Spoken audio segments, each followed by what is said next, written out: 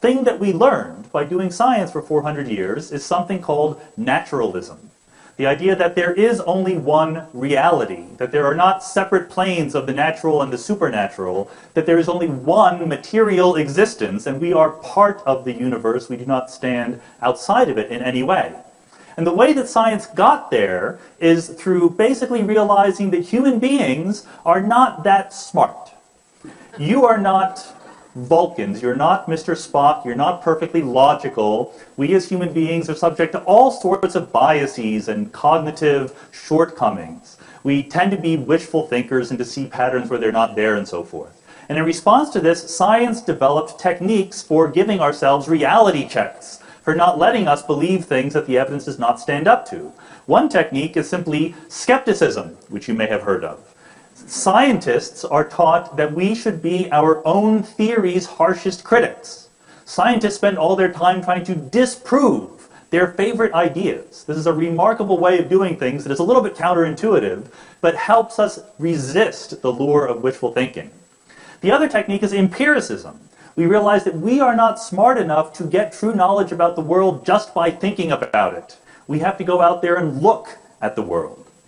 And what we've done by this for the last 400 years is to realize that human beings are not separate, that the world is one thing, the natural world, and it can be understood.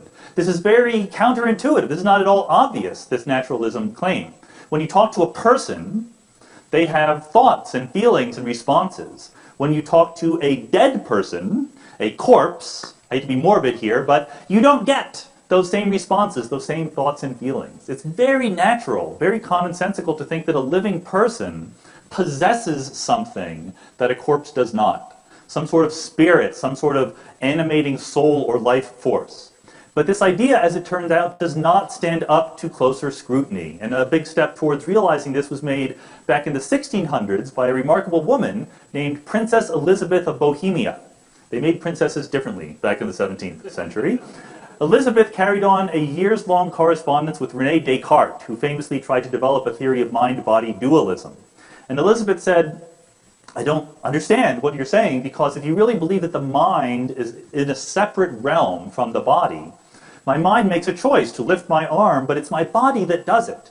How does the immaterial mind that you say doesn't exist at a location in space, how does it act causally on the body? How does it interact with the stuff out of which you are made? And Descartes never came up with a reliable, believable response to this objection. Of course, these days, the objection is enormously stronger. We would say, you are made of atoms. You are made of cells, which are made of molecules, which are made of atoms. And as physicists, we know how atoms behave.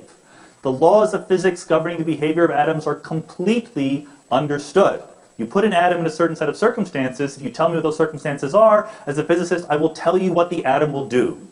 If you believe that the atoms that are inside your brain and your body act differently because they are in a living person than if they are in a rock or a crystal, then what you're saying is that the laws of physics are wrong, that they need to be altered because of the influence of a spirit or a soul or something like that. And that may be true. Science can't disprove that, but there is no evidence for it. And you get a much stronger explanatory framework by assuming that it's just atoms obeying the laws of physics. That kind of reasoning is a big step toward naturalism.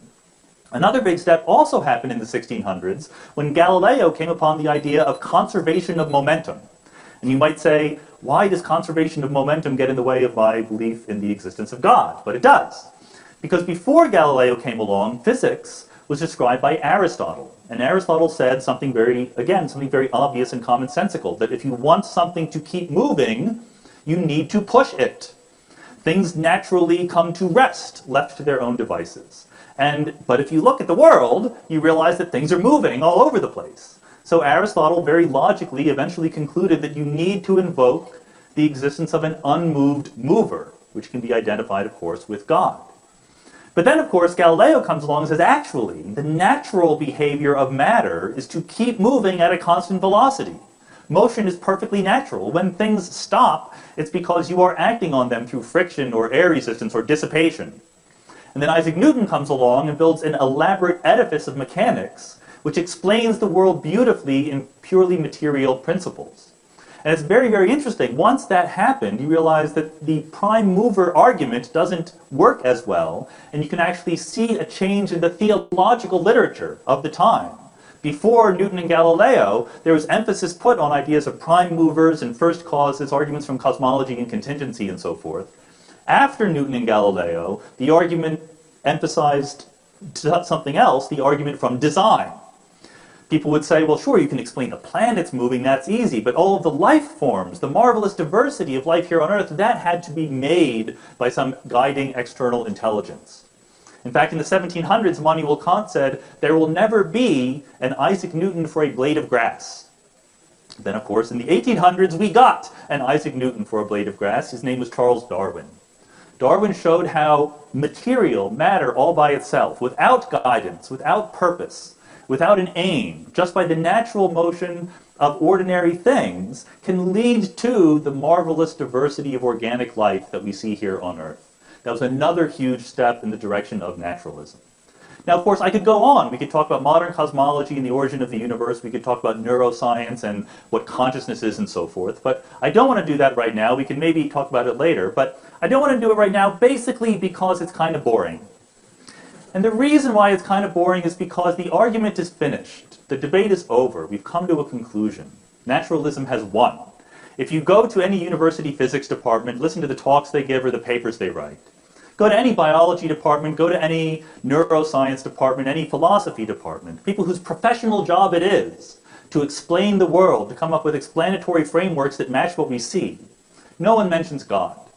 There's never an appeal to a supernatural realm by people whose job it is to explain what happens in the world. Everyone knows that the naturalist explanations are the ones that work. And yet, here we are. We're having a debate. Why are we having a debate? Because, clearly, religion speaks to people for reasons other than explaining what happens in the world.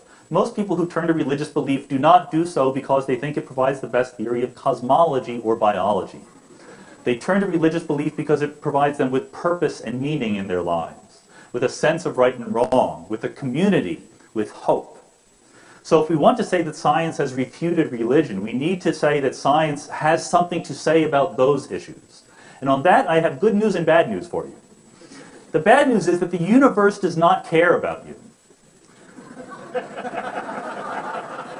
Qua universe.